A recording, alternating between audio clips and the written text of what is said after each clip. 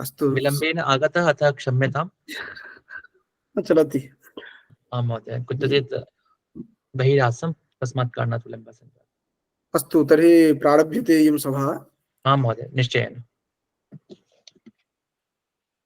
पूर्णं यस्य समस्तमेव भुवने कर्तव्यपुञ्जं स्वकम् येनाकारि समुज्ज्वलं स्वतपसा वंशद्वयं जीवने आदर्शं बुधपुङ्गवं निजकुला चारस्य संरक्षकम् लोकाचारसुधारकं परगुरुं तं दीनबन्धुं भजे, तं दीनबन्धुं भजे।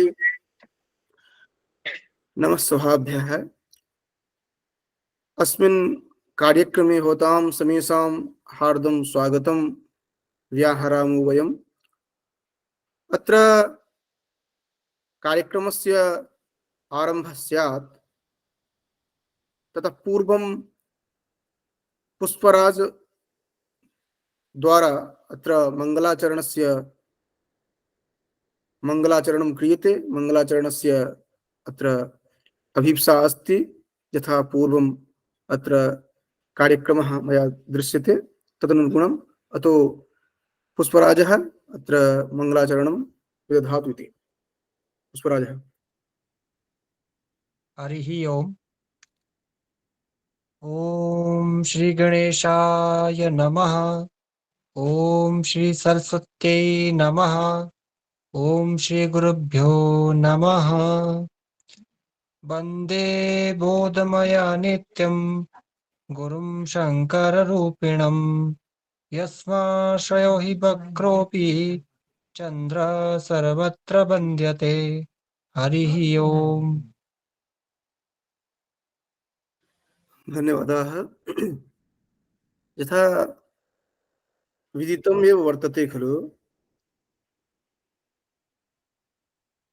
अस्य कार्यक्रमस्य समारम्भः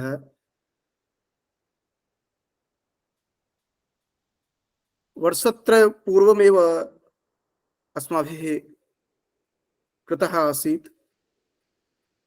तदनुगुणमेव प्रत्येकस्मिन् मासे, सम्प्रति तु प्रत्येकस्मिन् पक्षे एषः कार्यक्रमः आयोज्यते। तत्र भारतदेशतः अनेन सहैव विश्वस्य देशेभ्यः विद्वांसः समागच्छन्ति। ते संस्कृतसन्दर्भे किं कुर्वन्ति, कानि कानि कार्याणि, कानि कानि तत्र प्रचलन्ति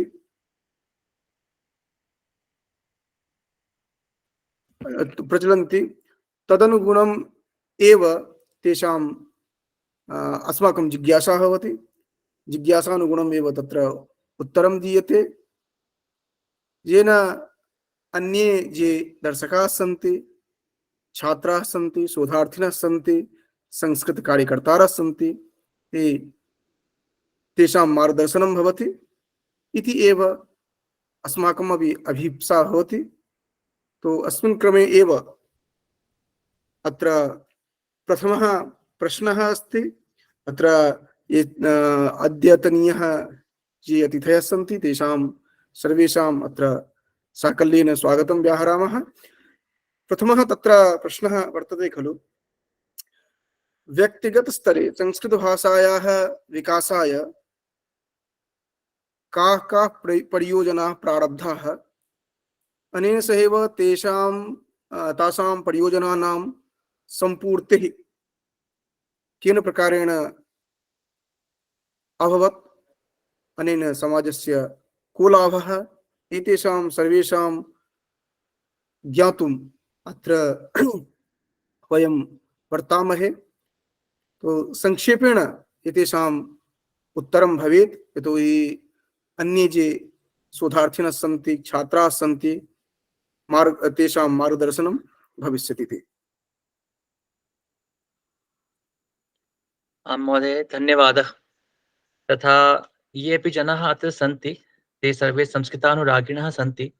तथा संस्कृतानुरागिणः ये अपि भवन्ति, ते निश्चयेन स्वस्वजीवने संस्कृतनिमित्तं किमपि कुर्वन्ति एव। तथा येन प्रकारेण अन्ये जनाः कार्यं कुर्वन्ति, तथैव अहमपि करोमि। किमपि विशिष्टं तु न करोमि एव। तथापि सम्प्रति यदपि क्रियते, तत् भवतां सकाशम् एव अस्ति, समक्षम् एव अस्ति। अहम् अत्र किञ्चित् प्रेजेण्ट् कर्तुम् इच्छामि, यदि सम्भवम् अस्ति तर्हि अहं प्रयासं करोमि एव। कर्तुं तथा शक्यते।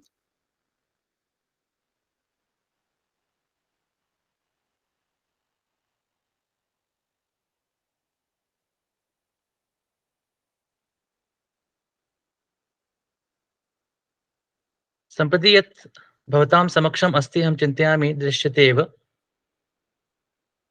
आं दृश्यते मान्यः। अस्तु महोदय, धन्यवादः। तथा मम नाम आशुतोष पारिकः अस्ति।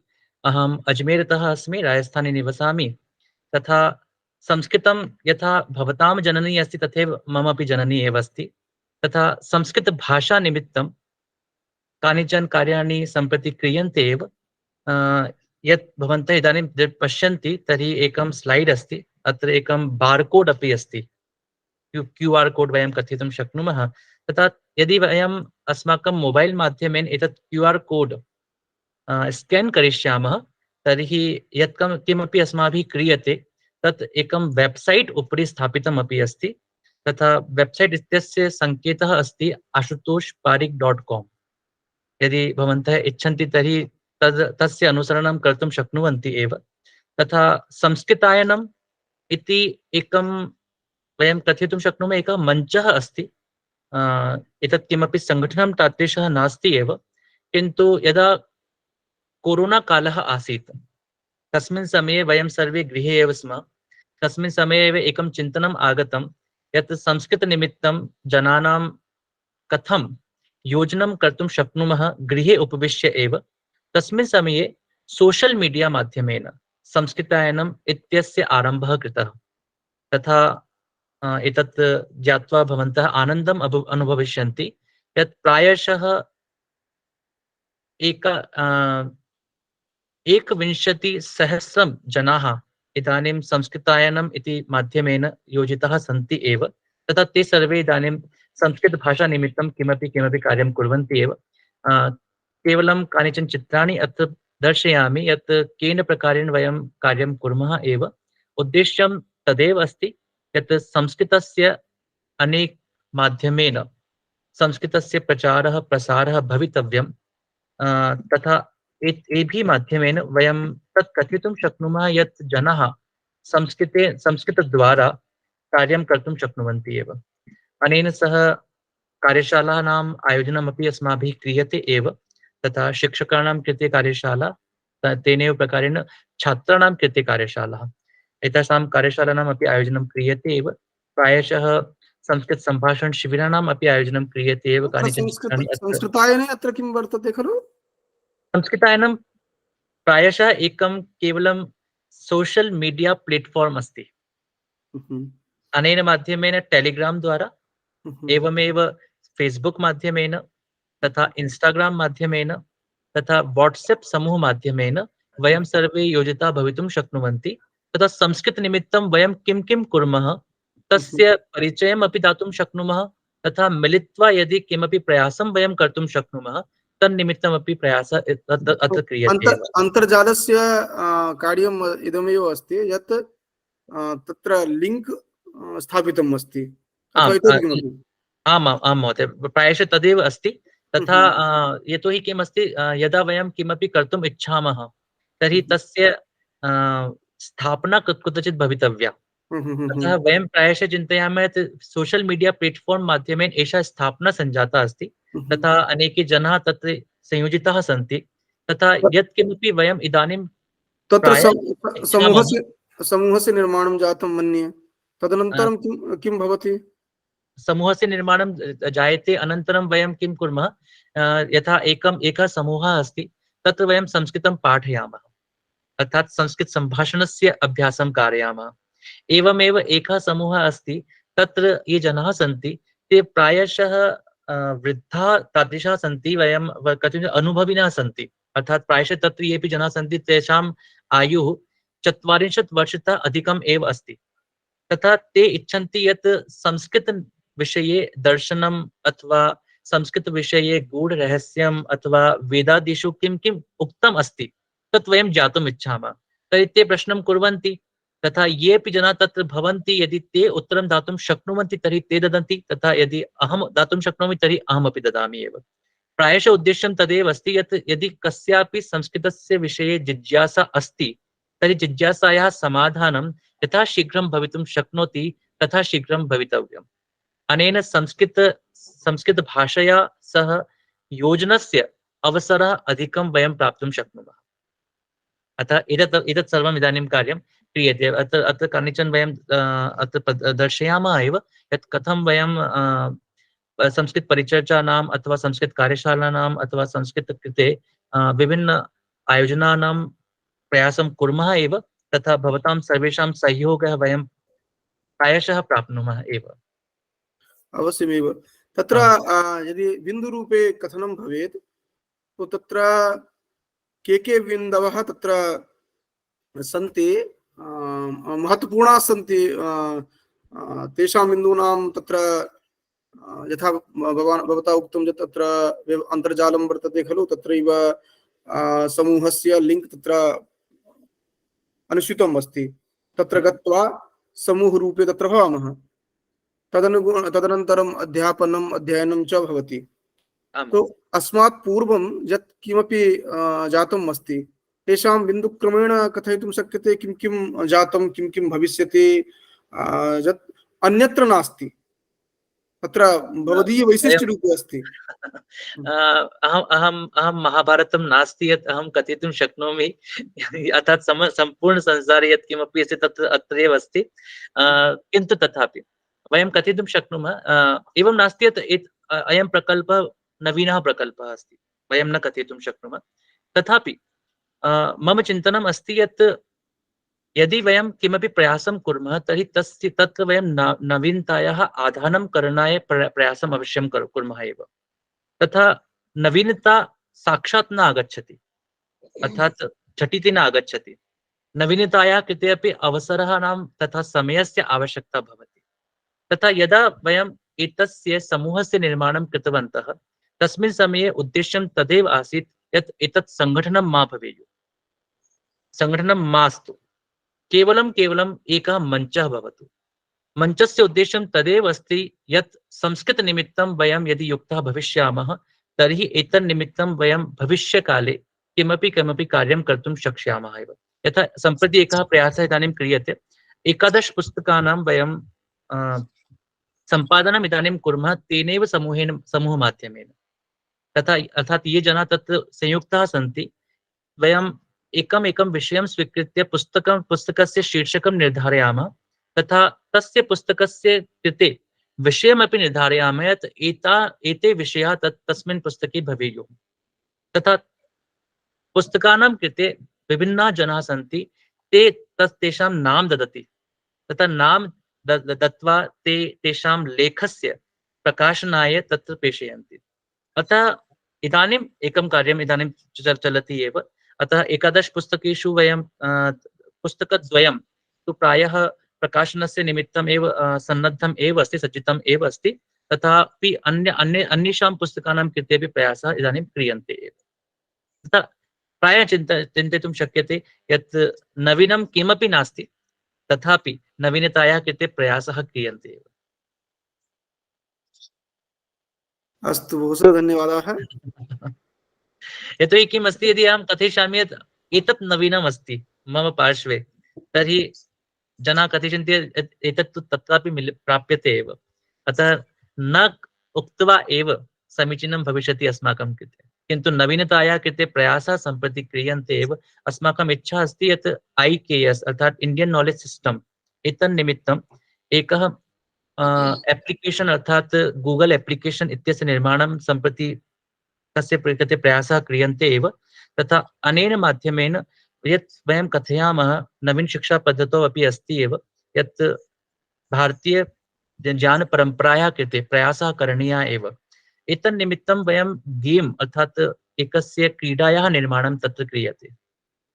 तत्र समयः लगिष्यति, किन्तु अहं चिन्तयामि शीघ्रमेव तत् गूगल एप्लिकेशन् यत् क्रीडारूपेण अर्थात् खेलमाध्यमेन वयं प्राप्स्यामः, यत् किं किम् अस्माकं भारतीयपरम्परायां भारतीयज्ञानपरम्परायाम् अस्ति। तथा तत्रापि अनेके वर्गाः भविष्यन्ति, बालवर्गः भिन्नः भविष्यति, तथा अनन्तरं वयं युवानां कृते वर्गं स्थापयिष्यामः। अनन्तरं ये वृद्धजनाः सन्ति अथवा अनुभविनः सन्ति भारतीयज्ञानपरम्परायां, तेषां कृते अपि तत्र विभिन्नाः विषयाः भविष्यन्ति एव। अतः नवीनतायाः कृते प्रयासः क्रियते। नमो नमः महोदय। आं महोदय, आं महोदय। महोदय, मम भी एक प्रश्नम् अस्ति। नई राष्ट्रीय शिक्षा नीति पर आधारित आयोजित संस्कृत की सप्तदिवसीय कार्यशाला के आधार पर वर्तमान के परिप्रेक्ष्य में आपके समक्ष क्या भूमिका उभर के आई? देखिए, नवीन शिक्षा नीति की जब हम बात करते हैं तो मेरे ख्याल से यहाँ पर जो उपस्थित हैं उन्होंने नवीन शिक्षा नीति को पढ़ा होगा, और क्योंकि नवीन शिक्षा नीति को पढ़ना हम सभी शिक्षकों के लिए अत्यावश्यक है।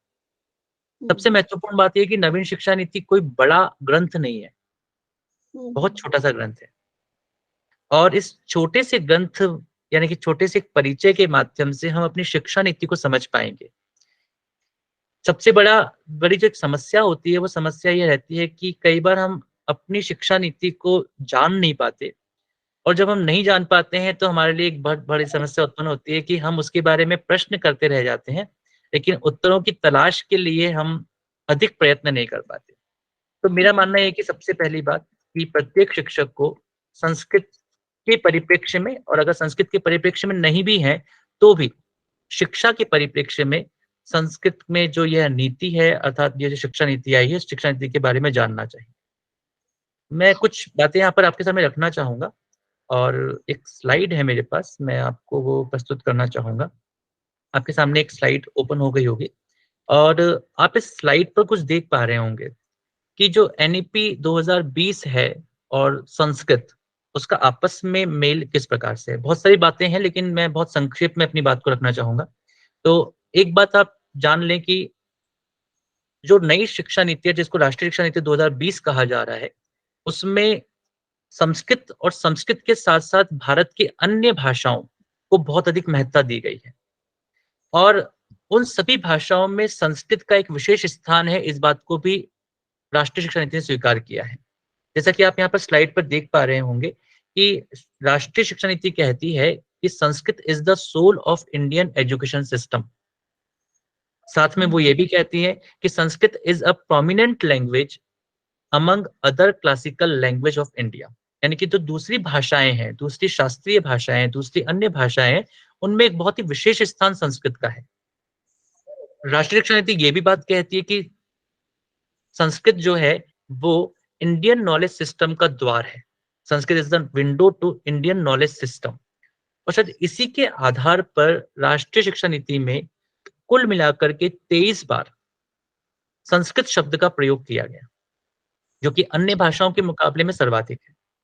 और संस्कृत को उन्होंने 2 माध्यमों से पढ़ाने की बात की। पहला है सिंपल स्टैंडर्ड संस्कृत, जिसको कि SSS नाम दिया गया, और दूसरा है संस्कृत थ्रू संस्कृत, जिसको कि हम संस्कृत माध्यम में जो संस्कृत पढ़ाना कहते हैं। यथा वयं संस्कृत भारत्याः अथवा अन्यासां संस्थानां शिबिरेषु वयं पश्यामः, संभाषण शिबिरेषु पश्यामः, यथा जनाः संस्कृत माध्यमेन एव संस्कृतं पठन्ति, अथवा गुरुकुलेषु अपि प्रायशः तादृशी परंपरा आसीत्। तथा अन्येषु स्थानेषु वयं पश्यामः यत् हिंदी भाषा के माध्यम से या अन्य मातृभाषा जो भी उस बच्चे की होगी उसके माध्यम से संस्कृत को पढ़ाया जाता है। तो ये दोनों तरीके वहां पर आ रहे हैं। तो संस्कृत का बहुत बड़ा महत्व इस भारत के परिप्रेक्ष्य में और इस राष्ट्रीय शिक्षा नीति के परिप्रेक्ष्य में होने वाला है। लेकिन सबसे महत्वपूर्ण बात यह है कि संस्कृत का महत्व तो बढ़ने वाला है, लेकिन हम उसके लिए क्या क्या प्रयत्न करने वाले हैं ये और अधिक महत्वपूर्ण हो जाता है। तो हमारे प्रयत्न, एक होता है ना कि हम ये मान लेते हैं कि कोई एक नियम तो आ गया, लेकिन नियम की पालना तो व्यक्तियों को करनी है, जनमानस को करनी है। तो नियम आने से काम नहीं बनता, अभी तो नियम पर चलने से काम बनता है। नियम पर किस प्रकार से हम आगे बढ़ते हैं उससे काम बनता है। तो ये बहुत ज़रूरी है कि जिन बातों को राष्ट्रीय शिक्षा नीति ने एक सैद्धांतिक तौर पर प्रकट किया है, उन सभी बातों को पूरा करने के लिए संस्कृत जगत विशेष प्रयत्न करे। और यदि ये विशेष प्रयत्न किए जाएँगे, तो निश्चित रूप मानिए कि जो उद्देश्य राष्ट्रीय शिक्षा नीति का है, उस उद्देश्य की प्राप्ति होना कोई मुश्किल कार्य नहीं है। और सभी कार्यशालाओं में हमें यही बताया जाता है, हम यही सीखते हैं, सिखाने का प्रयास करते हैं और निश्चित रूप से यदि हम सब मिलकर के इस और प्रयत्न करेंगे, तो संस्कृत का भविष्य तो निश्चित रूप से अच्छा होना ही होना है, लेकिन साथ-साथ हमारा भविष्य भी बहुत बेहतर होगा। क्योंकि कई बार हम क्या करते हैं कि संस्कृत को बचाने के चक्कर में थोड़े से पॉसेसिव बन जाते हैं। एक वर्ड है इंग्लिश में पॉसेसिव, यानी कि उसको बहुत अधिक बचाकर रखने का, छुपाकर रखने का प्रयास करते हैं। भाषा कभी भी छुपा कर के नहीं रखी जा सकती। भाषा जितनी अधिक प्रयोगात्मक होगी, जितना अधिक लोग उससे जुड़ेंगे, जितने तरीके से लोग जुड़ पाएँगे, उतना ही बेहतर वह भाषा आने वाले समाज के लिए बन पाएगी। इसलिए युगानुकूल आचरण करना बहुत अधिक आवश्यक है। और यही राष्ट्रीय शिक्षा नीति हमें बताती है कि भारतीय ज्ञान परंपरा से जुड़ने के लिए अत्यावश्यक है कि आप संस्कृत से जुड़ें। धन्यवाद महोदय। हाँ, शायद आपका प्रश्न का थोड़ा बहुत जवाब वहाँ पर मिला होगा। नहीं नहीं, बहुत अच्छे से उत्तम प्राप्त हुआ जो जानकारी चाहिए थी। जी। और द्वितीय इसी संदर्भ में दूसरा प्रश्न मेरा ये है कि संस्कृत संभाषण किस प्रकार से शिक्षण कार्य को प्रभावशाली बना सकता है? देखिए, ये आपका जो ये प्रश्न है, वो प्रश्न ऐसा प्रश्न है जिस पर अत्यधिक प्रयत्न किए भी गए हैं, किए भी जा रहे हैं और किए जाते रहने चाहिए। जी क्योंकि यदि भाषा को भाषा के माध्यम से नहीं पढ़ेंगे, तो फिर किस माध्यम से पढ़ेंगे? और भारत में यदि हम, जो कि हमारी अधिकतम भाषाएँ जो हैं, वो संस्कृत में किसी न किसी रूप में जुड़ी हुई हैं। उनके शब्द चाहे हम तद्भव के रूप में कह दें, चाहे हम तत्सम के रूप में कह दें और चाहे हम उनके परिवर्तित रूप में कह दें, चाहे स्वयं उसी रूप में अनेकानेक, केवल हिंदी की बात नहीं, बाकी सभी भाषाओं में हम देखते हैं कि संस्कृत के शब्दों के बहुत बड़ा हमको स्वरूप देखने को मिलता है। तो यदि हमारे लिए संस्कृत सीखना मुश्किल है, तो इस दुनिया में कोई संस्कृत नहीं सीख सकता, इस ब्रह्मांड में कोई संस्कृत नहीं सीख सकता। हमें तो संस्कृत सीखने में बड़ा आसान होना है हमारे लिए उस संस्कृत को सीखना, क्योंकि संस्कृत से जुड़े हुए शब्दों में को हम मातृभाषा में वैसे ही प्रयोग कर रहे हैं। आपने शायद सुना होगा, अगर मैं एक स्लाइड और आपके सामने प्रस्तुत करना चाहूँ, कोशिश करता हूँ। तो आपने देखा होगा कि जब संस्कृत की बात की जाती है, तो जैसे अभी आपके सामने एक आ रहा होगा कि यहाँ पर जो 4 सोपान हैं, ये बहुत ही सामान्य सा नियम है और भाषा को सीखने के लिए हर व्यक्ति को इसका प्रयोग करना बहुत ज़रूरी होता है। और 4 सोपान होते हैं जिनको कि हम सिंपल वे में श्रवण, भाषण, पठन और लेखन कहते हैं। और अंग्रेजी में इसको कहेंगे तो LSRW शॉर्ट में कहा जाता है, बाकी तो लिसनिंग, स्पीकिंग, रीडिंग और राइटिंग। ये स्किल्स हैं और यदि हम इन तरह की स्किल को उत्पन्न ना कर पाएँ, तो ऐसी स्थिति में हम भाषा के सही स्वरूप तक पहुँच नहीं पाएँगे। यहाँ पर 2 एरो बनाए गए हैं, 2 तीर बनाए गए हैं। यदि हमें भाषा की ऊर्ध्व गति की ओर जाना है, तो हमें श्रवण से शुरू करते हुए भाषण तक पहुँचना है और भाषण के बाद में हमें पठन की ओर जाना है और पठन के बाद में हमें लेखन को और अधिक उन्नत करने का प्रयत्न करना चाहिए। लेकिन यदि हम ऐसा ना करके हम पठन और लेखन पर आधारित होकर के फिर हम भाषण या श्रवण तक पहुँचने की कोशिश करेंगे, तो ऐसी स्थिति में ना तो हमारा पठन बेहतर हो पाएगा, ना लेखन बेहतर हो पाएगा और भाषण और श्रवण की तो आवश्यकता को शायद खत्म ही कर दिया जाएगा। संस्कृत के परिप्रेक्ष्य में भी कुछ इस तरह की घटनाएँ घटी हैं और ये सबसे बड़ा कारण है कि जब हम संस्कृत की बात करते हैं, तो संस्कृत के परिप्रेक्ष्य में हम ये देखते हैं कि किस प्रकार से संस्कृत भाषा जो है वो श्रवण से, भाषण से दूर हो गई। और ये शायद मेरे ख्याल से ये जो स्क्रीन थी वो स्क्रीन प्रॉपर्ली शेयर नहीं हुई। अभी मैं वापस से स्क्रीन को शेयर करता हूँ आपके सामने। तो आप ये देख पाएँगे कि यही हमारे भाषा को सीखने का एक उत्कृष्ट तरीका हो सकता है। क्योंकि बच्चा जो होता है, उस बच्चे को सिखाने का तरीका तो लगभग ऐसा ही होता है। या हमारी ये मातृभाषा हो चाहे ना हो, चाहे हम 1 साल के बच्चे के सामने संस्कृत बोलना शुरू करें, चाहे 6 साल के बच्चे के सामने बोलना शुरू करें, तरीका तो यही रहने वाला है। और इस तरीके का यदि हम पालन करते हैं, तो हम भाषा को सम्यक तरीके से सीख पाएँगे। वरना भले ही हम एमए कर लें, पीएचडी कर लें, हम भले कॉलेज में प्रोफ़ेसर बन जाएँ, हम प्रायः इसी तरीके से अपनी बात को शुरू करेंगे, अपने भाषण को शुरू करेंगे कि मुझे संस्कृत बहुत पसंद है, संस्कृत देवताओं की भाषा है, लेकिन क्षमा कीजिएगा मैं संस्कृत बोल नहीं सकता।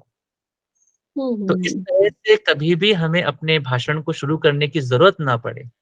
ये अगर हम चाहेंगे तो ये बहुत आसान है। संस्कृत संभाषण किसी भी रूप में मुश्किल नहीं है और यदि हमें संस्कृत भाषा में इस प्रकार की पीढ़ी को तैयार करना है जो संस्कृत को अपना बना सके, अपना मान सके, हम भाषा के प्रति ममत्व को उत्पन्न कर सकें, तो बहुत ज़रूरी है कि व्यक्ति को, बच्चे को संस्कृत बोलनी आनी चाहिए। बहुत बहुत धन्यवाद महोदय। जी, जी। आपका भी धन्यवाद बहुत-बहुत। जी।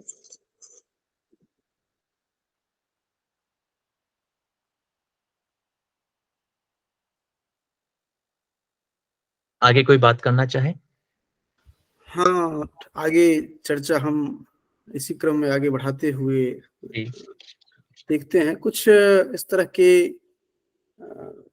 आपके जो इतिवृत्त रहा है उससे हमने देखा जो कि आपका व्यक्तित्व जो है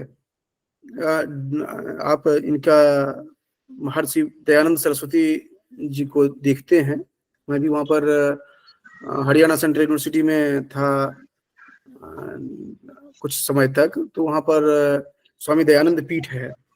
तो उस संदर्भ में हमने देखा था, जो कि उनके संदर्भ में कुछ जानने का अवसर मिला था, तो उसमें हमने महर्षि दयानंद जी के बारे में कुछ जानने का प्रयास किया और कुछ देखा भी। तो आपका व्यक्तित्व किस तरह से उनसे प्रभावित है, इसके संदर्भ में कुछ प्रकाश डालिए।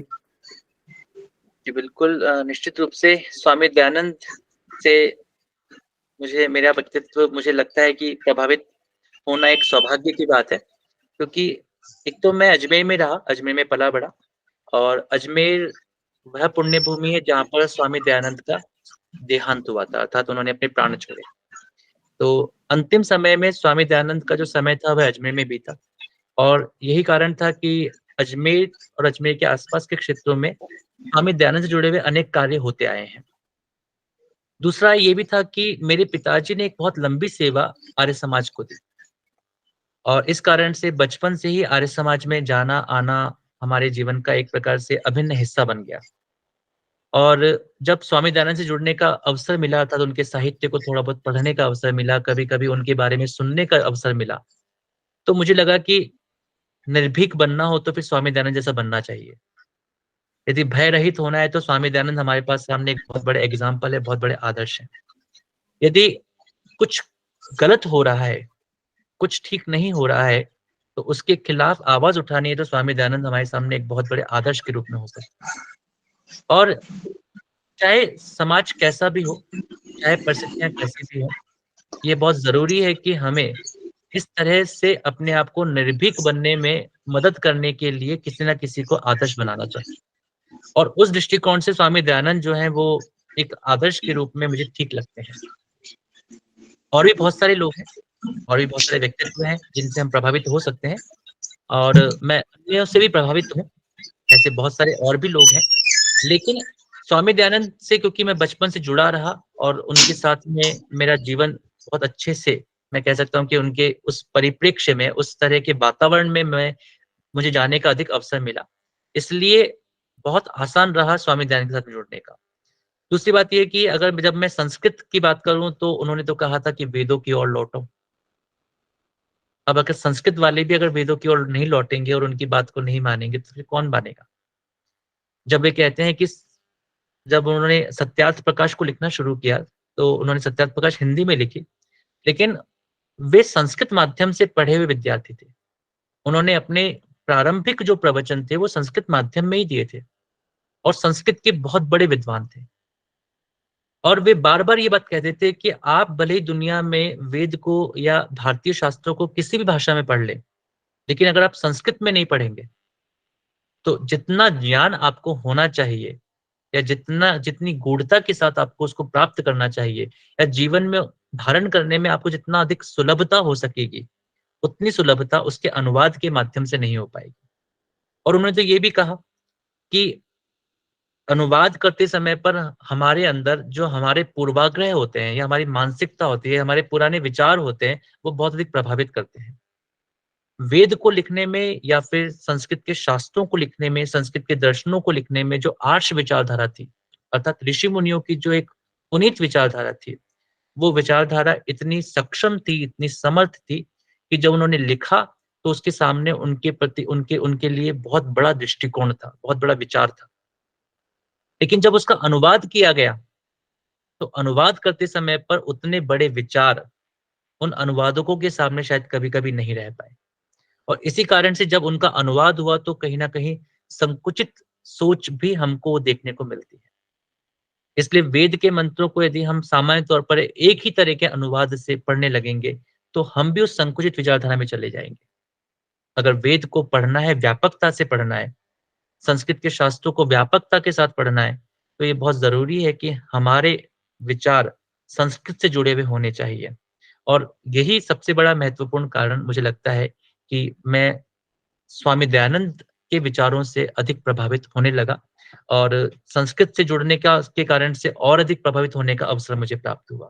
और निश्चित रूप से स्वामी दयानंद एक ऐसे व्यक्तित्व हैं, हम उनको एक व्यक्ति के रूप में नहीं, एक उनको पूजक हम सामान्य तौर पे आप ये मानते हैं कि जो पूजा पद्धति होती है, उस पूजा पद्धति में तो उनका बहुत कम विश्वास था। यज्ञ पद्धति में पूर्ण विश्वास था और मूर्ति पूजा में तो उनका विश्वास बिल्कुल भी नहीं था। लेकिन ऐसा नहीं है कि उन व्यक्ति की पूजा यहाँ पर की जा रही है, बल्कि उन्होंने भी अपने विचारों को रखते समय पर एक बहुत सामान्य सी बात कही कि मेरे जो विचार हैं, वो मेरे विचार नहीं हैं, अपितु लगभग 2,500 से 3,000, वैसे तो वो कहते थे लगभग 4,000 अलग-अलग ग्रंथों से उद्भूत वे सारे के सारे विचार हैं। तो इसलिए इतना बड़े साहित्य का सर्जन करने वाले और इतने बड़े साहित्य को अध्ययन करने वाले और उसके आधार पर निर्णय तक पहुँचने वाले, अगर यदि कोई व्यक्ति है तो वे स्वामी दयानंद हैं और निश्चित रूप से उन्होंने मुझे बहुत प्रभावित किया। मेरा पीएचडी का टॉपिक भी उनसे जुड़ा हुआ था और साथ ही मेरी 2 पुस्तकें हैं, वे 2 पुस्तकें भी स्वामी दयानंद के ही साहित्य पर प्रकाशित हुई हैं।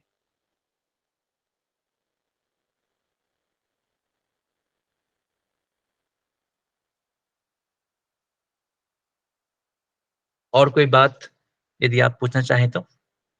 हाँ, इसी के क्रम में एक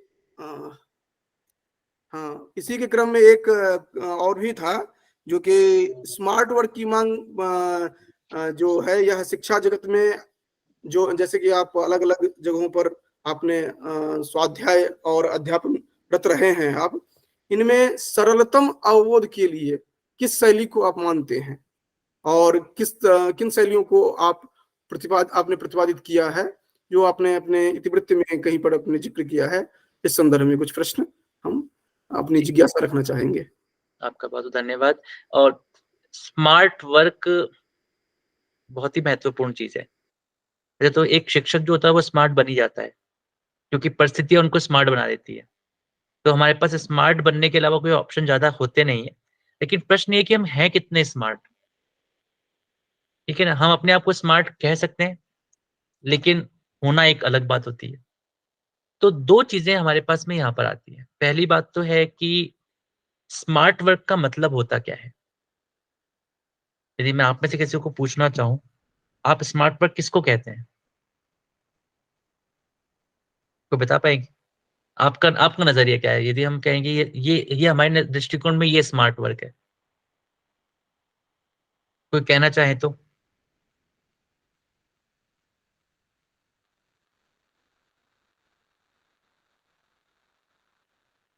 नहीं।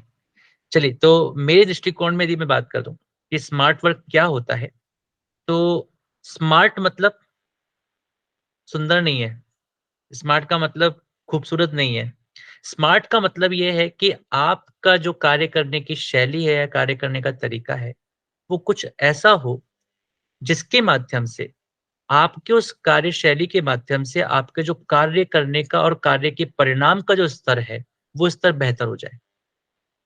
आपको जो भी परिणाम प्राप्त होने वाले हैं वो परिणाम और बेहतर हो जाए। यदि हम ये माने कि हमारी कार्यशैली के माध्यम से अगर हमें उसका 50% परिणाम होने वाला है, तो यदि हम उसको 50 से 60% लाने की कोशिश करते हैं, तो हम उस 10% स्मार्टनेस को प्राप्त कर लेते हैं। यदि हम 70 तक पहुँचाने की कोशिश करते हैं, तो हम 20% और स्मार्टनेस को प्राप्त कर लेते हैं। तो जब हम बात करते हैं शिक्षण की, शिक्षण के दृष्टिकोण में यदि हम बात करें, तो शिक्षण के दृष्टिकोण में हमें स्मार्ट बनना चाहिए। क्योंकि स्मार्ट बनने से 2 बातें होंगी। पहली बात तो ये, हमारा कार्य आसान हो जाएगा, सरल हो जाएगा। हमारा समय कम लगेगा तो हम कुछ और अधिक सोचने का प्रयास कर सकेंगे, ज़्यादा काम कर पाएँगे। और दूसरी बात ये है कि हम जब स्मार्टली काम करते हैं, तो हम अपने आस-पास वालों को भी स्मार्ट बना देते हैं। यदि एक शिक्षक स्मार्ट है, शिक्षक की कार्यशैली बहुत ज़बरदस्त है, तो निश्चित रूप से उसके विद्यार्थियों की कार्यशैली भी बेहतर होने लगेगी। उनका बोलने का तरीका ही बदल जाएगा, उनका कार्य करने का तरीका ही बदल जाएगा, उनका सोच का तरीका ही बदल जाएगा। तो यदि हम स्मार्टनेस के साथ में काम करते हैं, स्मार्ट वर्क करते हैं, तो हमारे विद्यार्थियों में भी वो स्मार्ट वर्क करने की प्रतिभा, कौशल उत्पन्न होगा। कैसे कर सकते हैं, क्या कर सकते हैं? बहुत तरीके हैं। बहुत तरीकों के माध्यम से हम अपने कार्य को थोड़ा-सा बेहतर बना सकते हैं। जैसे एक तरीका हो सकता है कि हम अपने विद्यार्थियों को कुछ इस प्रकार से पढ़ाएँ, इस प्रकार से सिखाएँ, इस प्रकार से उनसे बात करें कि हमारी बड़ी कक्षाएँ छोटी कक्षाओं को अपने आप पढ़ा दें। हमारा काम बच गया। मैं 15 दिन में 1 कक्षा ऐसी लेता हूँ जिस कक्षा के अंदर मेरे बीए प्रथम वर्ष के छात्र भी होते हैं, बीए तृतीय वर्ष के छात्र भी होते हैं और एमए के छात्र भी होते हैं। यदि हमें टाइम टेबल में वो जगह मिल रही है तो ठीक होती है, नहीं तो टाइम टेबल के बिना हम उस क्लास को लेते हैं।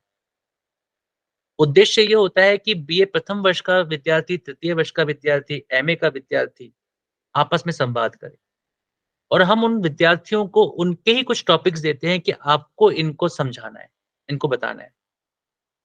धीरे-धीरे हमारे पास में ऐसे विद्यार्थी तैयार हो जाते हैं, जो विद्यार्थी स्वयं पूरे 1 घंटे की क्लास ले सकते हैं। हमारे पास ऐसे विद्यार्थी हैं, जो हमारे कॉलेज में हमारी कक्षा को पूरा 1 घंटा ले सकते हैं। दूसरा, ऐसे विद्यार्थियों को तैयार करना जो संस्कृत के प्रचार-प्रसार के क्षेत्र में काम करें। हमने एक प्रयास किया था, हमने करीब सबसे पहले बीए के उस समय पर करीब 12-15 विद्यार्थी थे, उन 12-15 विद्यार्थियों को संस्कृत बोलना सिखाने के लिए प्रयत्न किया। लगभग 2 साल उन पे कोशिश की। कॉलेज में संभाषण शिविर लगाए, इसके अलावा उनको कई संभाषण शिविरों में आवासीय वर्गों में भेजा। जब वे वहाँ पर गए तो वो संस्कृत बोलना सीख गए। अब हमने उनको कहा कि अब आपको अपने कॉलेज के अंदर संभाषण शिविर लगाने हैं। उन्होंने संभाषण शिविर लगाने शुरू कर दिए। धीरे-धीरे उनकी संख्या और बढ़ने लगी। हमें लगा कि इनको काम देना पड़ेगा, अगर इनको बेरोज़गार कर दिया तो मतलब नहीं निकलेगा। इनको लगेगा संस्कृत पढ़ के फ़ायदा क्या हुआ? सर संस्कृत सीख के फ़ायदा क्या हुआ? हमें काम तो मिल नहीं रहा।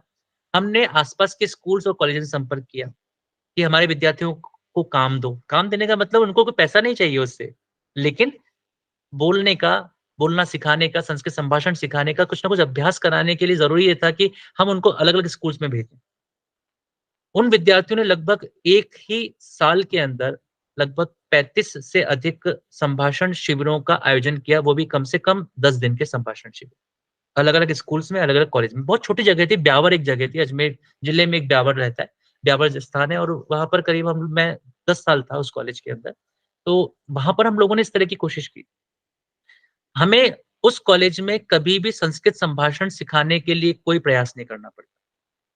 अपने आप विद्यार्थी जो थे वो आवासीय वर्गों में जाते थे। सूचनाएँ उनके पास अपने आप आती थी। संभाषण शिविरों का आयोजन करना होता था तो अपने आप बच्चों के नाम आ जाते थे कि सर हम संभाषण शिविर चलाना चाहते हैं, आप हमारे लिए कुछ व्यवस्था कर दीजिए। थोड़ा-सा 10 साल क्योंकि मैं वहाँ पर रहा था तो मेरे लिए संपर्क करना बड़ा आसान था, फ़ोन पे बात कर लेते थे और परमिशन मिल जाती थी। तो वो कोई मुश्किल काम नहीं था। लेकिन ऐसा करने से लाभ ये हुआ कि एक लगातार ऐसी जनरेशन तैयार हुई और उसके लिए हमें एफर्ट नहीं करना पड़ा, मुझे कुछ प्रयास नहीं करना पड़ा। मुझे शुरुआत में केवल 10-12 लोगों पे प्रयास करना पड़ा।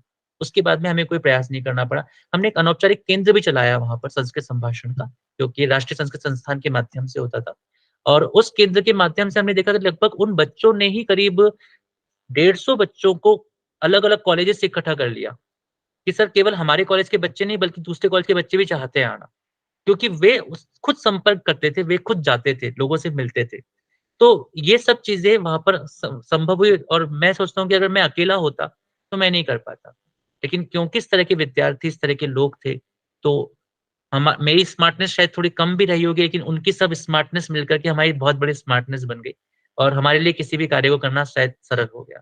तो पढ़ाते समय पर भी हमें ऐसा प्रयास करना चाहिए कि हमारी शैली कुछ ऐसी हो। आजकल डिजिटल प्लेटफ़ॉर्म बहुत ज़रूरी हो गए हैं, डिजिटल माध्यम बहुत ज़रूरी हो गए हैं। हमारे विद्यार्थियों को टाइप करना आना चाहिए, संस्कृत पढ़ना आना चाहिए, संस्कृत टाइप करना आना चाहिए, संस्कृत कैसे लिखनी है उनको पता होना चाहिए। कैसे गूगल पे सर्च करना है संस्कृत की वेबसाइट्स को, उनको कई बार ये जानकारी नहीं होती। सही जानकारी कैसे प्राप्त करनी है उनको पता नहीं होता। कोई किताब को हम कैसे ढूँढ सकते हैं डिजिटल प्लेटफ़ॉर्म पे फ्री ऑफ कॉस्ट, उनको पता नहीं होता है। ये सब बताना बहुत ज़रूरी है, क्योंकि ये उनकी स्मार्टनेस को डेवलप करती है और संस्कृत से जुड़ने का अधिक अवसर प्रदान करती प्रणाम बहुत महोदय। आपने जी, बहुत बेहतर तरीके से आपने इन सभी विषय वस्तुओं को उपस्थापित किया। हालांकि अभी बहुत सारे प्रश्न अभी जिज्ञासाएं अभी होंगी। इस संदर्भ में मैंने अभी आपका जो स्लाइड था वो भी देख रहा था, साथ में यही था कि और भी बहुत सारे एक साथ काम चल रहे थे, जी। तो मैं भी प्रयास कर रहा था स्मार्टली हैंडल करूं, लेकिन कर नहीं पा रहा था। तो जो भी है, आपने बहुत अच्छा कहा, लेकिन एक दो बातें हम देखते हैं, जैसे कि संस्कृत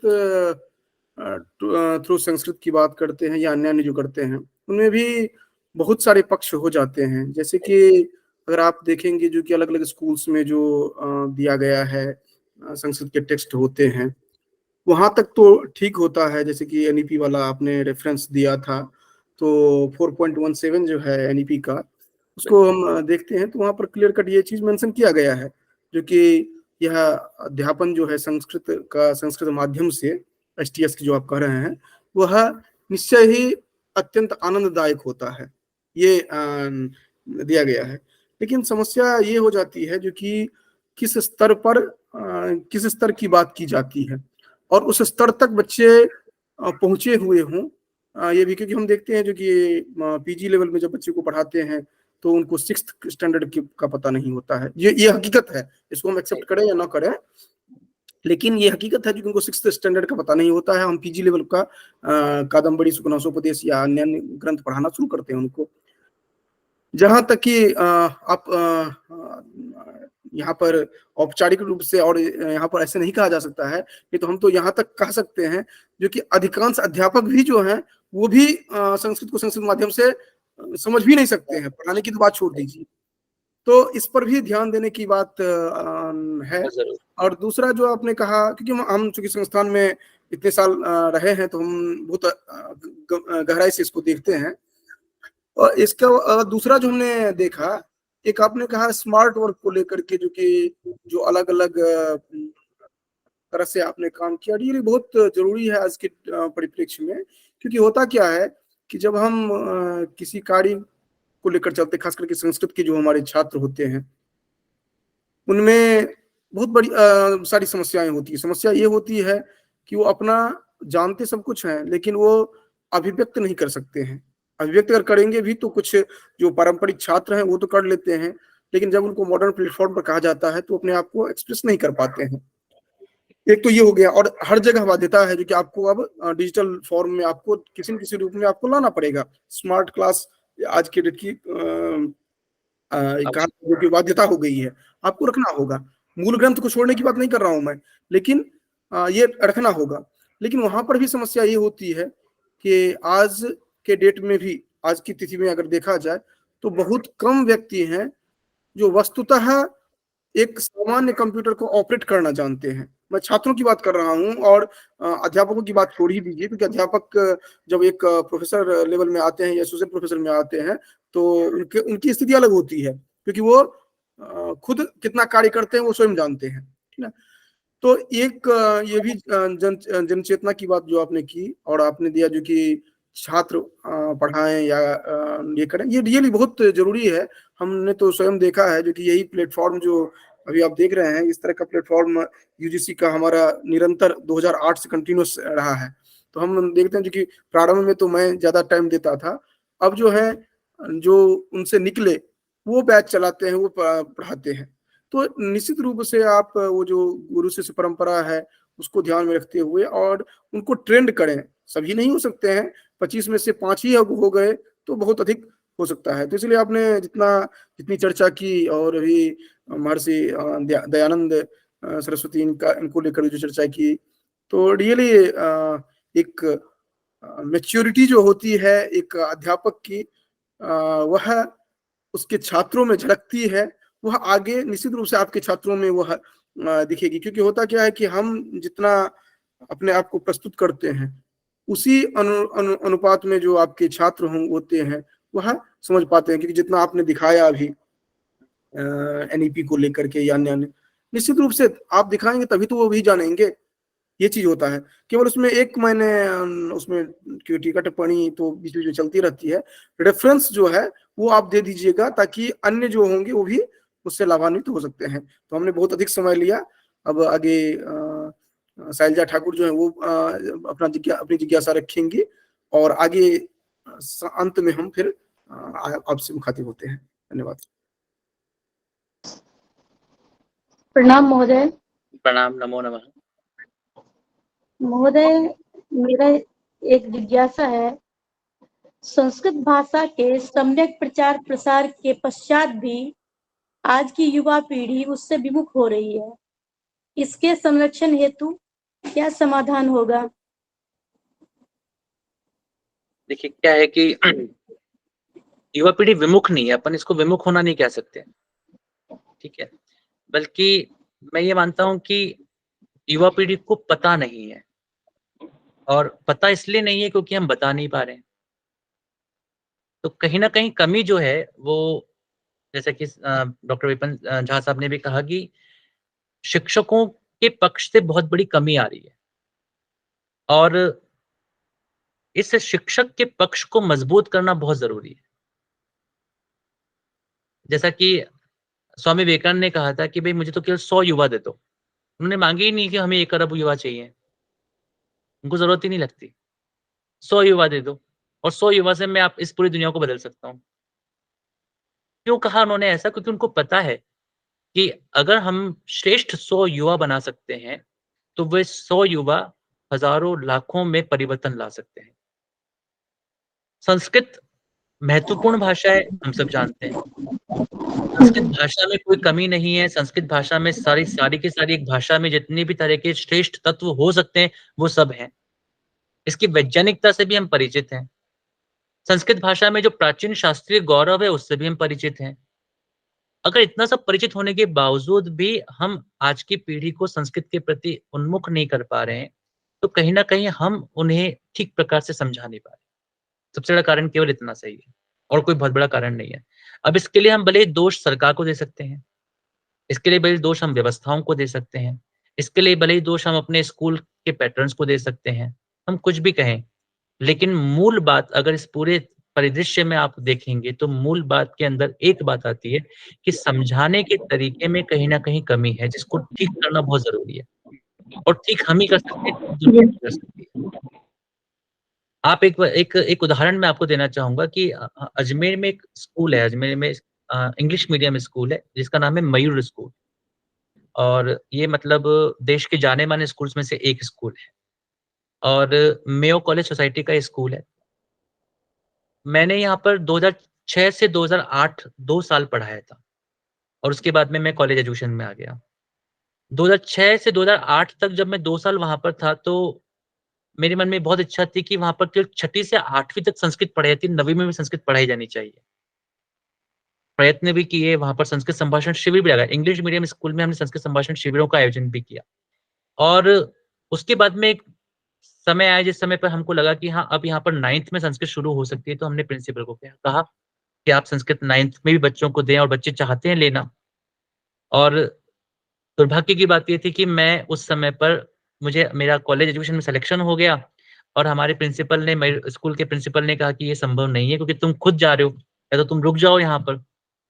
तो मैंने कहा कि सर देखिए, अगर मैं यहाँ पर रुक गया तो मैं केवल इन विद्यार्थियों को पढ़ा पाऊंगा, लेकिन अगर मैं कॉलेज में चला गया, हायर एजुकेशन चला गया, तो मैं ऐसे विद्यार्थियों को क्रिएट कर सकता हूँ, बना सकता हूँ शायद, जो ऐसे बहुत सारे विद्यार्थियों को पढ़ा पाएंगे। तो इस स्कूल में रह करके मैं एक छोटे लक्ष्य को प्राप्त कर पाऊंगा, कॉलेज में जाकर के शायद मैं उस लक्ष्य को थोड़ा-सा और बड़ा कर पाऊँगा और ऐसे शिक्षकों तक अप्रोच कर पाऊँगा। उनका भी कहना था नहीं ठीक है, लेकिन उस समय पे शुरुआत नहीं हो पाई। लेकिन उस बात को हम लोगों ने छोड़ा नहीं। उसके बाद हमने फिर प्रयास करते रहे, बार-बार हम लोग कई तरह के आयोजन वहाँ करते रहे और फिर हमने 1 साल में जब हमको लगा कि हाँ, अब एक समय आ गया है जिस समय पर हम इसका प्रयास कर सकते हैं, तो हम लोगों ने एक कोशिश की वहाँ पर। हम लोगों ने वहाँ पर 1 ही साल में 3 संभाषण शिविरों का आयोजन किया, सबसे पहला काम।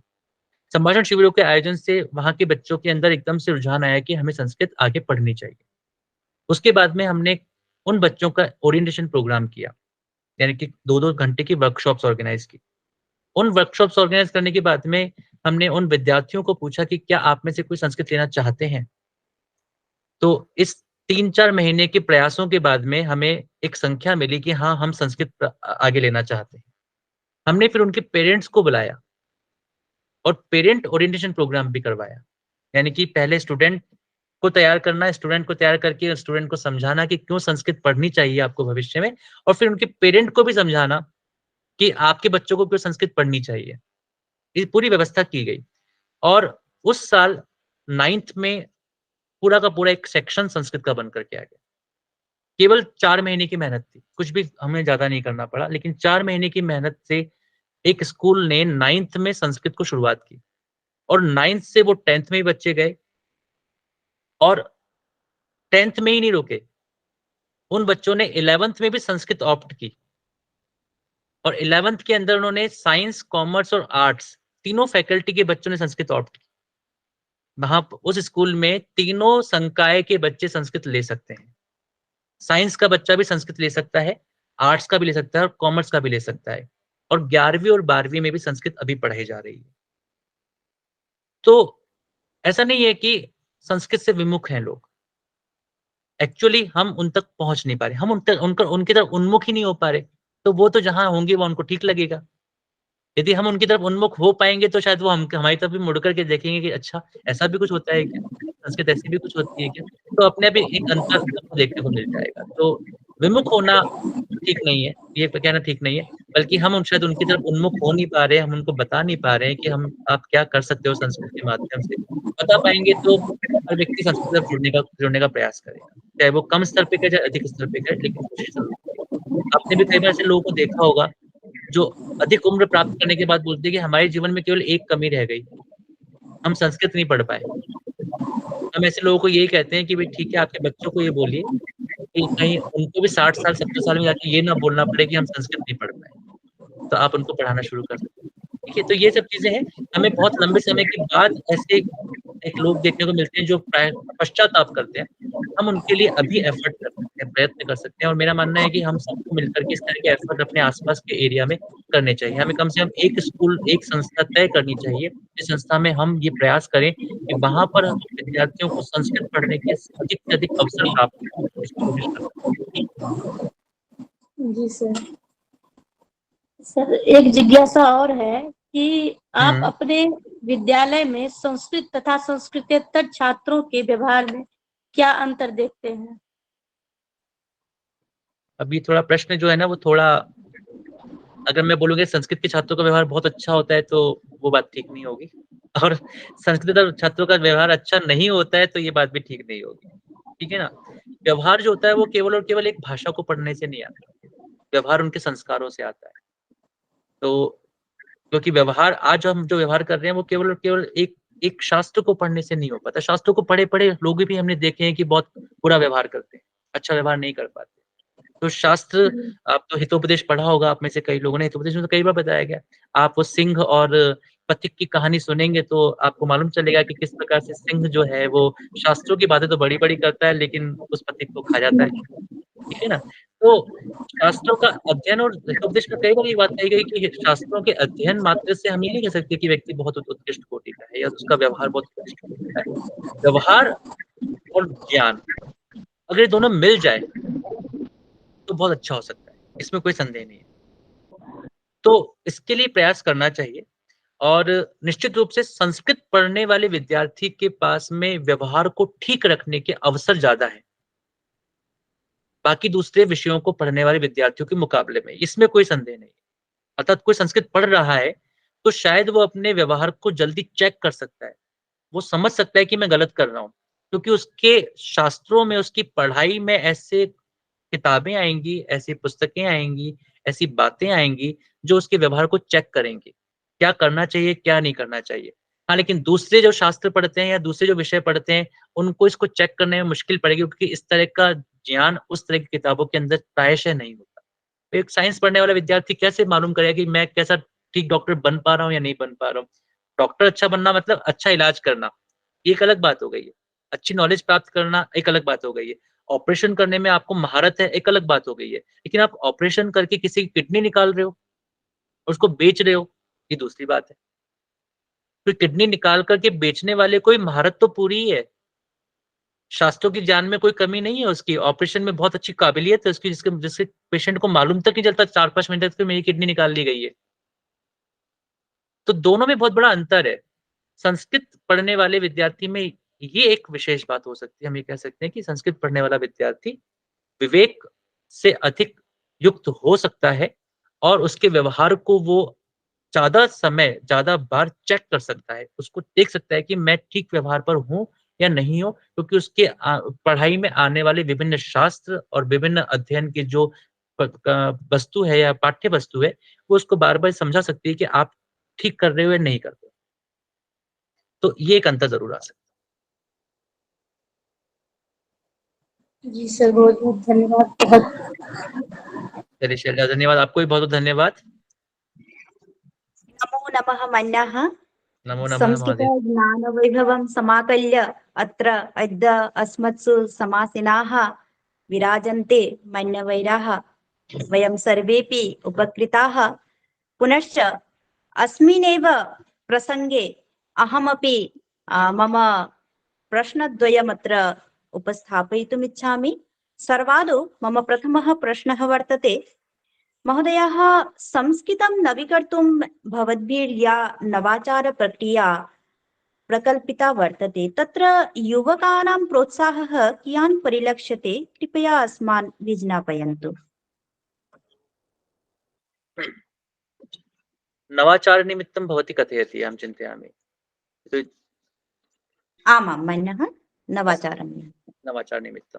तो तर्हि धन्यवादः। तथा डॉक्टर सागरिका, भवती तु बहु सम्यक् कार्यं करोति एव, तथा भवत्याः जीवनम् एव अस्माकं कृते सर्वेषां कृते प्रेरकरूपेण अस्ति। अतः धन्यवादः तन्निमित्तं तु। तथा अहं चिन्तयामि यत् बालिकाः, संस्कृतबालिकाः भवत्सदृशी एव भवितव्या। तथा यदि वयं नवाचाराणां विषये कथयामः, तर्हि नवाचारः निश्चयेन ये युवानः सन्ति तेषां कृते प्रेरकरूपेण भवितुं शक्नुवन्ति एव। यथा अहम् एकं स्लैड् दर्शयितुम् इच्छामि। अत्र एकम् अस्ति। अत्र अत्र दृश्यते किम्? आं मन्यः दृश्यते दृश्यते। अस्तु, तर्हि धन्यवादः। तथा यदा वयं नवाचाराणां वार्तां कुर्मः, यथा अत्र अहं केवलम् एकमेकं स्लैड् एव अत्र स्थापयामि, यतोहि बहु अधिकं किमपि अस्ति, किन्तु वयं तत् दर्शयितुं न शक्नुमः, यतोहि समयः अल्पः एव अस्ति। प्रथमः तु अस्ति यत् वयं कदाचित् कथयामः यत् संस्कृतभाषा देववाणी अस्ति। निश्चयेन अस्ति। किन्तु यदि मनुष्याणां वाणी न भविष्यति तर्हि देवानां वाणी निमित्तं कोऽपि लाभः नास्ति। अतः मनुष्याणां वाणी अपि भवितव्या एव। तथा तन्निमित्तं पूजा न प्रयोगः आवश्यकः। यदि वयं संस्कृतभाषायाः केवलं पूजां करिष्यामः तर्हि लाभः नास्ति, अपि तु संस्कृतभाषायाः अधिकाधिकं प्रयोगं करिष्यामः तर्हि लाभः अस्ति। तथा यदा वयं प्रयोगं कुर्मः तस्मिन् समये नवाचाराणाम् आवश्यकता भवति एव। यतोहि प्रयोगः एकेन एव प्रकारेण भवितुं न शक्नोति। यतोहि यदा वयं प्रयोगं कुर्मः तस्मिन् समये व्यवस्था भिन्ना भवितुं शक्नोति, परिस्थितिः अपि भिन्ना भवितुं शक्नोति, तथा आवश्यकता अपि भिन्ना भवितुं शक्नोति। अतः आवश्यकतानुसारं, परिस्थित्यनुसारं, कालानुसारं वयं प्रयोगं कुर्मः। कदाचित् वयं संस्कृते शास्त्राणां वार्तां कर्तुं शक्नुमः, किन्तु यदि लघुबालकाः सन्ति तर्हि वयं शास्त्रस्य वार्ता तेन प्रकारेण न कथयितुं शक्नुमः। तर्हि संस्कृतस्य वार्ता तु करणीया, किन्तु किं करणीयं? तस्य चिन्तनम् आवश्यकम् अस्ति। अतः यदि वयं संस्कृतस्य प्रयोगं करिष्यामः तर्हि नवाचाराणाम् आवश्यकता निश्चयेन अस्ति एव। यदि न करिष्यामः तर्हि तु केवलं पूजा एव करिष्यामः तर्हि तु किमपि न करणीयम्, एकस्मिन् स्थाने तद् स्थापनीयम्, अनन्तरं सामान्यरूपेण पूजा करणीया। अतः प्रयोगनिमित्तं नवाचाराः आवश्यकाः सन्ति। वयम् इदानीं पश्यामः यत् जनाः भिन्नभिन्नप्रकारेण प्रयोगं कुर्वन्ति एव। यथा हिन्दीभाषायाः गीतानि संस्कृतमाध्यमेन गायन्ति, एकः नवाचारः अस्ति। भवन्तः सर्वे श्रुतवन्तः किम् एतत् गीतं? प्रतिपल मम संस्मरणं स्मरणे मात्रं त्वं। श्रुतवन्तः एव स्युः अहं चिन्तयामि। बहूनि गीतानि तादृशानि सन्ति ये संस्कृत माध्यमेन इदानीं गीयन्ते, तथा ये छात्राः सन्ति ते तस्य आनन्दम् अनुभवन्ति। तथा संस्कृतमाध्यमेन योजनस्य एका अभूतपूर्वव्यवस्था अस्ति। केचन जनाः कथयितुं शक्नुवन्ति यत् एतत् न करणीयम्, एतत् सम्यक् नास्ति, किन्तु ये युवानः सन्ति, ये बालकाः सन्ति, यदि ते केनचित् माध्यमेन गीतमाध्यमेन संस्कृतं गायन्ति तर्हि अपि उत्तममेव अस्ति। तथा अनेनैव प्रकारेण यदा वयं पश्यामः यत् बहूनि संस्कृत एप्लिकेशन् इदानीं सन्ति एव, तथा ये संस्कृत एप्लिकेशन् सन्ति तेषां प्रयोगः आवश्यकः अस्ति। प्रायशः वयं पश्यामः यत् शिक्षकाः अपि अधिकं न जानन्ति एप्लिकेशन् निमित्तं, तथा छात्राः तु प्रायशः न जानन्ति एव। तथा अनेन किं भवति, अनेन समस्या एतादृशी भवति यत् ये बालकाः भवन्ति ते केवलम् अर्धहोरानिमित्तम् एव संस्कृतं पठन्ति। किन्तु यदि वयं नवाचाराणां प्रयोगं कर्तुं शक्नुमः तर्हि 24 होरा भवन्ति एकस्मिन् दिने। यदि वयं नवाचाराणां कृते प्रयासं कर्तुं शक्नुमः तर्हि कोऽपि छात्रः तु 24 होरापर्यन्तं संस्कृतं पठितुं शक्नोति। अन्तरं तादृशः अस्ति। यदि जैसा हम पढ़ाएंगे वैसा ही पढ़ना है विद्यार्थी को, तो वो उसके लिए आधा घंटा है। लेकिन जैसा विद्यार्थी पढ़ सकता है, यदि वैसा हम पढ़ाने का प्रयास कर दें, वैसा हम बताने का प्रयास कर दें, तो उसके पास आधे घंटे के अलावा 23.5 घंटे और हैं। उसमें भी वो संस्कृत को सीख सकता है, जान सकता है, पढ़ सकता है, और इतना कोई शिक्षक नहीं कर सकता। हमें केवल और केवल नवाचारों का प्रयोग करते हुए विद्यार्थियों को ये बताना है कि दुनिया में बहुत कुछ संस्कृत के बारे में हो रहा है और आपको संस्कृत को तलाशना चाहिए, ढूंढना चाहिए। यदि वयं तत् कर्तुं शक्नुमः तर्हि कोऽपि जनः, कोऽपि बालकः, कोऽपि विद्यार्थी संस्कृतस्य गौरवं प्राप्स्यति, संस्कृतस्य महत्तां स्वीकरिष्यति। तथा यदि सः संस्कृतस्य महत्तां स्वीकरिष्यति तर्हि निश्चयेन संस्कृतात् दूरं न भवितुं शक्नोति। यथा अत्र अहम् एकं टेबल् दर्शयामि, तालिकां दर्शयामि। तत्र अन्तर्जाले संस्कृतम्, अर्थात् यदि वयं संस्कृत इति टैप् कुर्मः तर्हि प्रायशः 4 कोटिपरिमितानि परिमाणाः वयं प्राप्नुमः। यदि वयं वेद VED इति टैप् कुर्मः गूगल् उपरि तर्हि प्रायशः 24 कोटि परिमिताः परिणामाः प्राप्यन्ते। अर्थात् एतादृशाः परिणामाः गूगल् उपरि वयं द्रष्टुं शक्नुमः। यदि तथापि कोऽपि जनः कथयति संस्कृते तु किमपि न भवति, संस्कृते वयं किमपि न प्राप्तुं शक्नुमः, तर्हि तु सः तस्य अज्ञानता एव अस्ति। तथा अहं चिन्तयामि विद्यार्थिनः अज्ञानता तु न्यूना एव अस्ति, किन्तु तेषां शिक्षकाः यदि न वक्तुं शक्नुवन्ति अथवा ज्ञापयितुं शक्नुवन्ति तर्हि तेन माध्यमेन वयं संस्कृतस्य किमपि लाभं न कर्तुं शक्ष्यामः।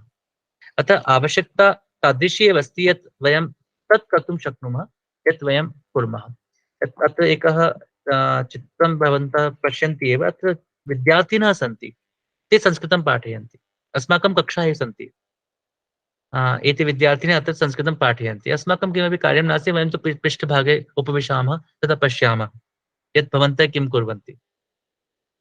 अनेन किं भवति, विद्यार्थिनः यदि विद्यार्थिनं पाठयिष्यन्ति तर्हि अस्माकं कृते होराणां वर्धनं भविष्यति, संस्कृतस्य कृते समयस्य वर्धनं भविष्यति। तथा यदि वयमेव पाठयितुम् इच्छामः, वयमेव पाठयितुं शक्नुमः तर्हि तन्निमित्तं तु सीमा अस्ति।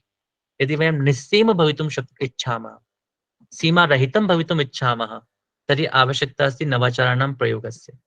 तथा यदि वयं सीमायाम् एव भवितुम् इच्छामः तर्हि तु तेन लाभः न भवति एव। अत्र एकं स्लैड् अस्ति भवतां पार्श्वे एव।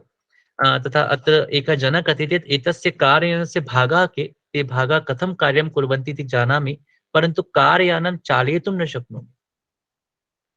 भागानां परिज्ञानाय नवाचाराणाम् आवश्यकता नास्ति। तस्य कृते केवलं थ्योरिटिकल नॉलेज, सैद्धान्तिकं ज्ञानं पर्याप्तं भवति। किन्तु यदा वयं कारयानं चालयामः तस्मिन् समये वयं पश्यामः यत् ब्रेकर् अपि आगच्छति, तस्मिन् समये पश्यामः यत् रेड् लैट् अपि आगच्छति, ग्रीन् लैट् अपि आगच्छति, ऑरेंज लैट् अपि भवति। तस्मिन् समये किं कार्यं करणीयमस्ति? यदा वयं चालयामः तस्मिन् समये ज्ञापयामः यत् यदि वयम् अधिकं गतिं करिष्यामः तर्हि चालनमपि भवितुं शक्नोति एव। किम् अस्ति? यतो वयं कारयानं चालयामः तस्मात् कारणात् वयम् एतत् सर्वं प्राप्स्यामः। यदि संस्कृतस्य ज्ञानम् अधिकम् इच्छामः तर्हि संस्कृतस्य कृते प्रयोगः आवश्यकः, तथा प्रयोगस्य कृते नवाचारः अपि आवश्यकः एव। तथा नवाचारः निश्चयेन युवानं प्रेरयिष्यन्ति तथा आकर्षितम् अपि करिष्यन्ति। अतः प्रयासः करणीयः यत् किमपि नवाचारं वयं कर्तुं शक्नुमः तस्य नवाचारस्य प्रयोगः निश्चयेन करणीयः। अधिकाः धन्यवादाः मन्नः। सत्यमेव भणितं। वस्तुतः सैद्धान्तिकदृष्ट्या यदि वयं संस्कृतस्य प्रचारम् अथवा संस्कृतस्य बहुलताम् इच्छामः तर्हि प्रायशः तत् सफलं भवितुमपि न शक्नुमः। परन्तु यदि प्रायोगिकदृष्ट्या वयं तस्य कार्यकरी सीमाबद्ध तत्र न भवेत् इति विचारयामः तर्हि निश्चयेन नवाचारपद्धतिः एव उत्तमा पद्धतिः वर्तते। पुनश्च नवाचारपद्धत्या एव वयम् अग्रेसर्तुं शक्नुमः अपि। अत्यन्त सुष्ठुतया एव भवद्भिः परिगणिताः प्रकल्पिताः, अतः वयमपि सर्वेपि उपकृताः। पुनश्च मम अस्यां शृङ्खलायां द्वितीयः प्रश्नः वर्तते यत् मन्नः भवद्भिर्बहूनि पुस्तकानि, शोधपुस्तकानि विलिखितानि सम्पादितानि च इति वयं जानीमः।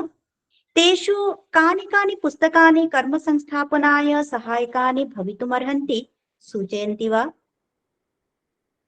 कर्मसंस्थापनाय इत्यस्य तात्पर्यं किमस्ति महोदय? वस्तुतः मन्यः एवं भवति।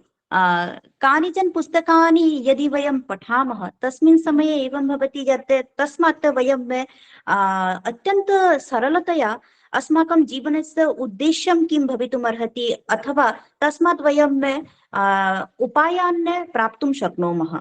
यथा वयं जानीमः संस्कृते एव सर्वं निहितं वर्तते, तर्हि कथं केन प्रकारेण मार्गः कः, तादृशः कः उपायः भवितुमर्हति, तथा उपायात्मकं पुस्तकं तत्र भवद्भिः विरचितानि वा अथवा सम्पादितानि खलु?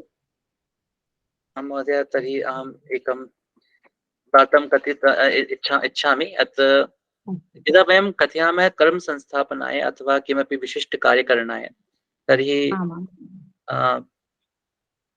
पुस्तकद्वयम् अस्ति। यत् अहं चिन्तयामि यत् एतस्य विषये चिन्तनं करणीयम्। एकं पुस्तकम् अस्ति, एतत् भवतां पार्श्वे दृश्यते एव। तथा एतत् पुस्तकम् अस्ति nutrition and brain development of a fetus. आङ्ग्लभाषायां पुस्तकम् अस्ति। तथा प्रायशः अहं संस्कृतभाषायां, हिन्दीभाषायां तथा आङ्ग्लभाषायां लिखामि। अतः एतत् पुस्तकम् अस्ति। तथा एतत् पुस्तकं त्रयाणां लेखकानाम् अस्ति। तथा एकः अहमपि अस्मि एव। तथा यदा वयं वार्तां कुर्मः यत् फीटस अर्थात् गर्भ, यः गर्भः भवति, भ्रूणः भवति, तथा तस्य गर्भस्य वयं केन प्रकारेण सम्पोषणं कर्तुं शक्नुमः। तन्निमित्तं किम् आवश्यकं भवति? तन्निमित्तम् एकं तु अस्ति सन्तुलित दिनचर्या आवश्यकी अस्ति। तथा इतोपि आवश्यकं किम् अस्ति? तर्हि या माता अस्ति तस्याः मातायाः स्वास्थ्यम् आवश्यकम् अस्ति। तथा यः गर्भः अस्ति तस्य गर्भस्य कृते किं किं करणीयं तत् सर्वम् आवश्यकम् अस्ति। अस्माकं संस्कृतसाहित्ये, संस्कृतग्रन्थे, शास्त्रेषु बहु किमपि उक्तम् एव अस्ति। तथा अस्मिन् पुस्तके वयं तस्य संस्कृते संस्कृते किं किम् उक्तमस्ति, अर्थात् संस्कृतशास्त्रे किं किम् उक्तमस्ति, वयं सैन्स्, आधुनिक सैन्स् तथा प्राचीनशास्त्रं द्वयोः योजनम् अत्र कृतवन्तः। अर्थात् यत् अस्माकम् आधुनिक सैन्स् कथयति यत् केन केन प्रकारेण कार्यं करणीयं, तथा संस्कृतशास्त्रं किं किं कथयति, द्वयोः अत्र योजनम् अस्ति। तथा अष्टावक्र इत्यस्य उदाहरणमपि अत्र प्रदत्तम् अस्ति।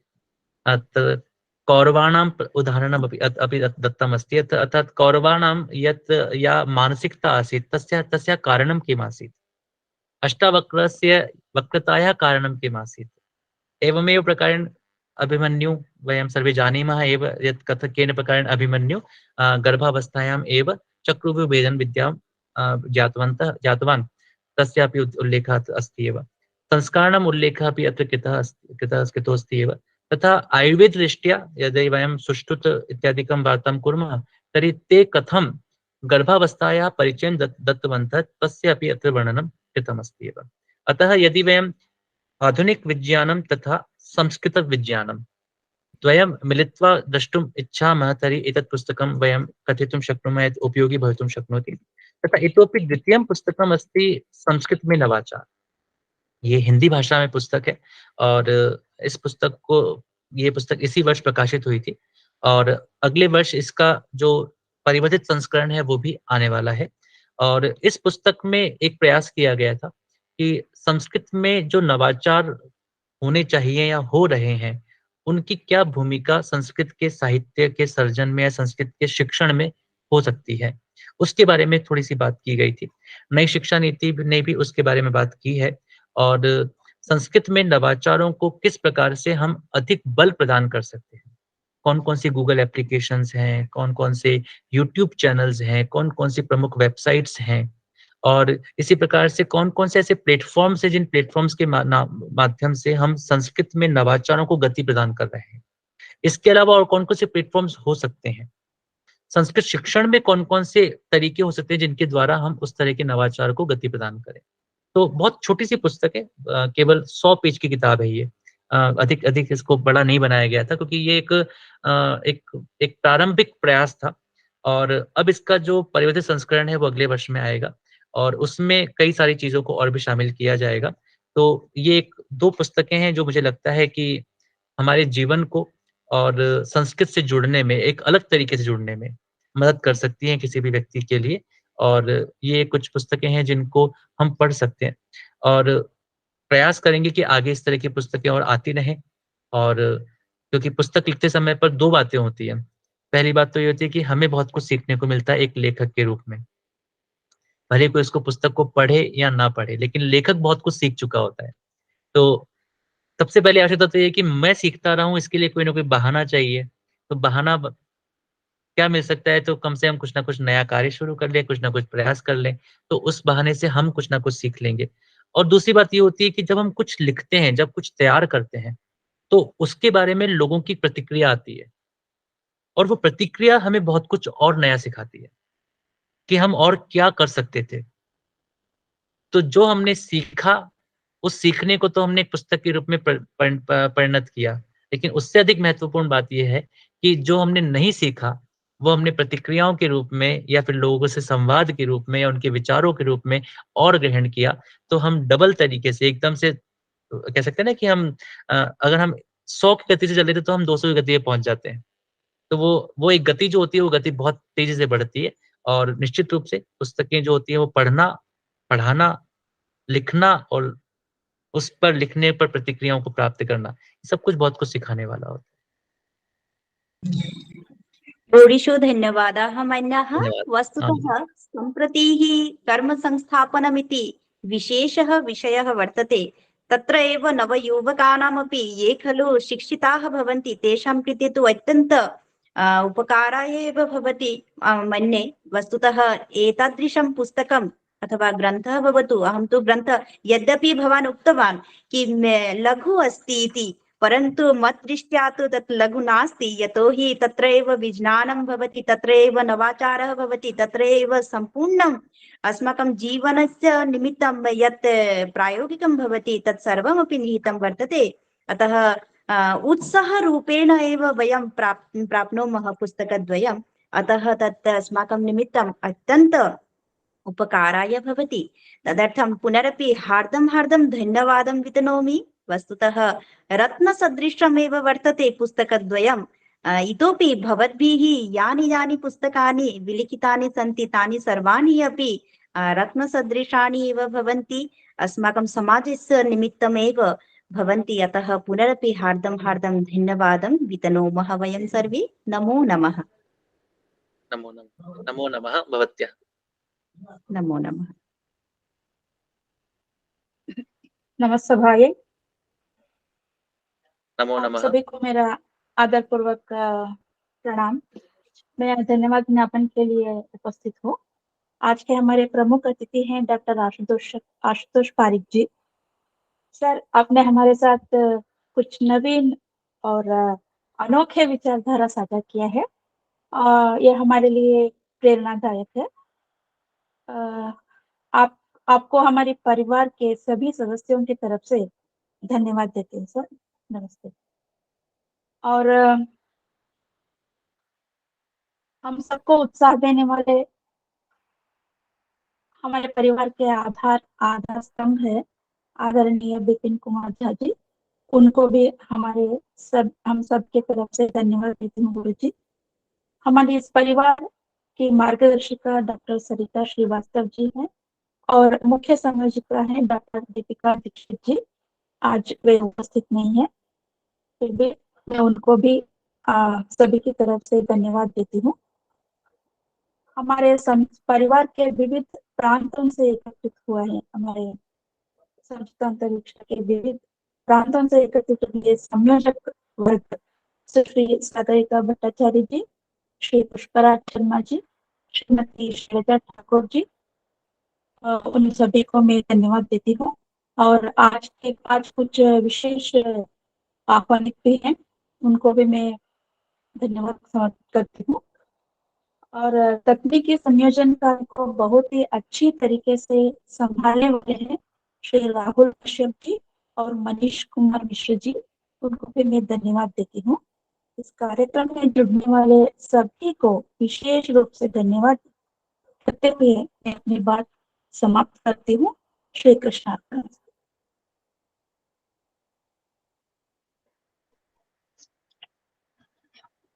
सर्वे भवतु सुखिनः, सर्वे सन्तु निरामया, सर्वे भद्राणि पश्यन्तु, मा कश्चित् दुःखभाग् भवेत्।